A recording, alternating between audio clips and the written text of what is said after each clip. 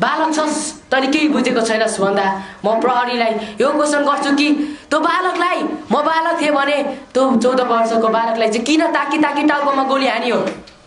किन ताकी ताकी गोली हान्यो? म त्यसको जवाब चाहन्छु।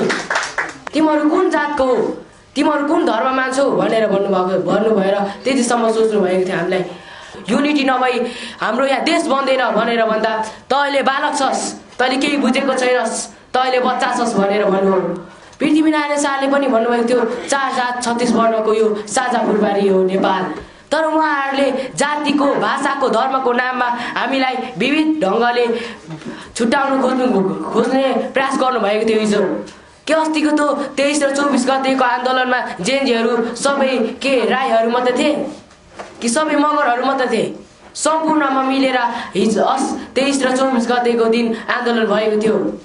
त्यस्तै हामीले पनि यहाँ सबै मिलेर आन्दोलन गर्नु खोज्दा उहाँहरूले जेलभित्र पुर्याएर हामीलाई कुन जातको कुन धर्मको भनेर सोध्नु हुँदै थियो। अनि अझ त के भन्दाखेरि तिमीहरू यहाँ किन आएको अरे, कसरी आएको, कसले बोलाएको भनेर सोध्नुभयो। मैले भने सर हामी यहाँ युनिटीको लागि आएको, युनिटी नभई हाम्रो यहाँ देश बन्दैन भनेर भन्दा तैँले बालक छस्, तैँले केही बुझेको छैनस्, तैँले बच्चा छस् भनेर भन्नुभयो। म बच्चा हो भने, यदि म बालक हो भने त्यो 14 वर्षको बालकलाई टाउकोमा ताकी ताकी गोली हान्दा चाहिँ ऊ बालक थिएन। जबकि म देश बनाउनुलाई आज यहाँ आउँदाखेरि मलाई बालक छस् तैँले केही बुझेको छैनस् भन्दा म प्रहरीलाई यो क्वेसन गर्छु कि त्यो बालकलाई म बालक थिएँ भने त्यो 14 वर्षको बालकलाई चाहिँ किन ताकी ताकी टाउकोमा गोली हान्यो? किन ताकी ताकी गोली हान्यो? म त्यसको जवाब चाहन्छु। आज पनि कति घर परिवार, शहीदहरूका घर परिवार रुँदैछन्। देशको सुख, देशको जेएनजीले मागेको हक अधिकार आज पुरा भएको छैन। जेएनजीले बनाएको आज सरकार, आज हामीले जेएनजीकै माग्दाखेरि उहाँहरूले हाम्रो आवाज दबाउनु खोज्नुहुँदैछ। यो किन? यसको जवाब चाहियो।